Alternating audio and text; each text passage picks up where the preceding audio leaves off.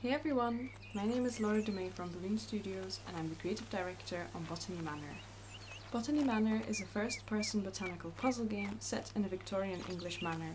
It's the 19th century and you play as retired botanist Arabella Greene, who lives in a beautiful stately home. In the game, you're completing your botanical research book, Forgotten Flora. To fill the book, you explore the many rooms and grounds of the manor, researching how to grow rare plant specimens from seed. The next snippet of gameplay takes place in the third chapter of the game, after having grown a few plants already. We just found a key to the orchard, so without further ado, let's head to the orchard and continue from there. So, Botany Manor is set in Somerset, which is a region in the UK quite close to where I live. I live in Devon. But Somerset is particularly known for its apple production. It has loads of orchards and creates cider, apple juice, any sort of apple products really. So we felt it was right to include an orchard in the manor. So right now we unlocked a new chapter and we also unlocked 2 new plants. So let's have a look at these plants of chapter 3. That's where we're at. So the first one in here is the Pixie Tears, and we have a little hint that says that this flower is closely associated with orchards. So this seems like a good starting point for us, and let's grow this plant. So the book also tells us that the seed packet is located in the orchard, and that's obviously where we are. So let's have a look around, see if I can find a seed packet, and I see something shimmery over there in the shed, so I'm going to open that and collect this seed packet. And there you go, we just collected the seed for the Pixie Tears. So let's have a look at that. So this is pot notes, notes on soil additives. Sometimes I need to add extra nutrition to the soil. I have found the following amounts to work best with my different pots. So this tells me that there is a particular amount of nutrition to be added to a pot, and the pots we have been using so far are the ones with the flower on it, and that asks for 97 grams of nutrition.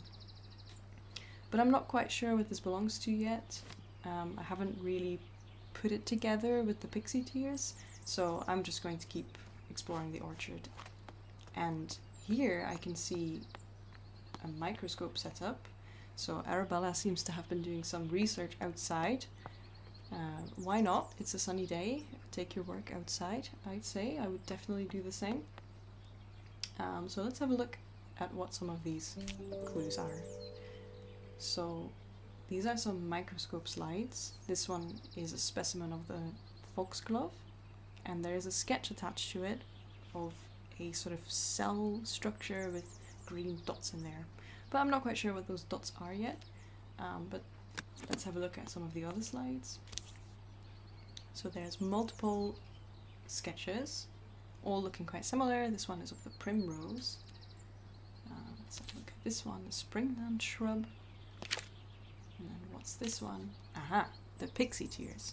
So this is the plant we're trying to grow, and we can see that the sketch of this leaf doesn't have any of those green dots in, like the other ones. So this is now directly linking to the plant that I am growing, so I'm going to slot that in my book. Let's have a look at this bottle. Tincture of iodine. Perfect for preparing microscope slides. So this is an example of a clue where it isn't directly related to a plant, it isn't necessarily useful to solving the puzzle, but it gives a little bit more background on the time period or on Arabella or her environment, and that's what we would call a narrative clue. There is a book over here as well, so I'm going to have a look. And this is a book on chloroplasts. In the world of plants, the sun is the ultimate source of energy. Chloroplasts, small organelles inside the cells of a plant, are responsible for capturing the light from the sun and converting it into sugar through photosynthesis. So here we can see the sketch that is similar to the sketches we've seen on the slides, and now we know that those were chloroplasts. However, not all plants have chloroplasts. Some plants rely on organic matter for their energy and do not photosynthesize. They have lost their chloroplasts over time and have instead adapted to obtain energy by absorbing sugars through their roots. It is therefore recommended to add a certain amount of sugar to the soil when cultivating these particular plants.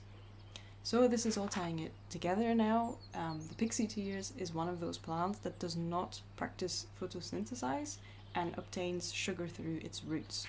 So that means that we will have to add sugar to the soil if we want to cultivate this plant. So let's add these two clues in, because now I have directly linked them to the Pixie Tears through deduction. I think a good next step for me is to pot the plant, or pot the seed. So let's do that over here at the potting bench.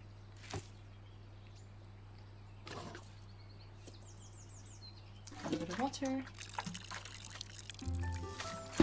Perfect, and we've grown a tiny seedling of the Pixie Tears. So I'm going to take that pot with me and going to continue into a new area over here, which is the Cider Garden. A cider making and apple blending chart. Sugar, tannins and acid values given per single apple. So this seems to be in line with what we need, because we need to find a way to add sugar to the soil. And as we can see here, these apples contain sugar. And if I remember correctly, we needed 97 grams, because that's the pot we are currently using. And so 97 grams, I can put that together by combining the knobby russet of 40 grams, the cat's head of 30 grams, and then the Merlin's mist of 27 grams. Cool. I'm going to now add that in my herbarium. And then we have one clue left to find. So there are some apples lying around that I can pick up and I can inspect them, but I don't know which one is the cat's head, I don't know which one is the knobby russet, so I'm not quite sure what to do with those apples yet. So I'm going to keep exploring. There are some more apples lying around. And over here I can see something that could potentially be useful. And that's a cider apple poster. So now I can actually match the correct apples to the ones that I have in the cider garden. So the knobby russet is a green bumpy one. The cat's head is very bright green with a bumpy bottom. And then the Merlin's mist is blue and tiny. So I'm going to now add the last clue to my Pixie Tears, and now I have found all the clues and it's validated my progress.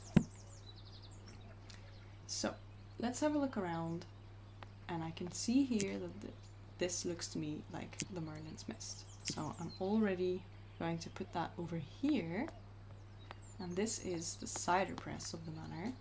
Yeah, let's give it a try, see what happens. Okay, so yeah, now I get it. We need to place a pot here, and then it will catch the juice with the sugar from the apple. So let's take our pot that I placed here, and let's place it over here. And then we need to go and find those 3 apples that contain 97 grams of sugar. So we have this one, which was the cat's head. Then we have the Merlin's mist, the one we already found.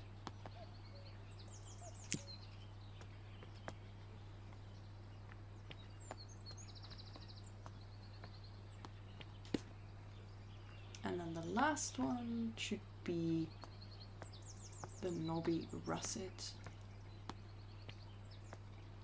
which I think is this one, because this looks like a bumpy knobby apple. Okay, so now I'm going to place that one on here as well. And then let's use the press, let's see what happens.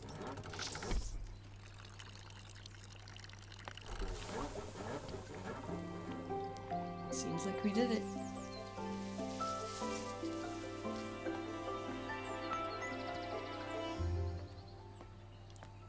That was a little snippet of gameplay of Chapter 3 of Botany Manor.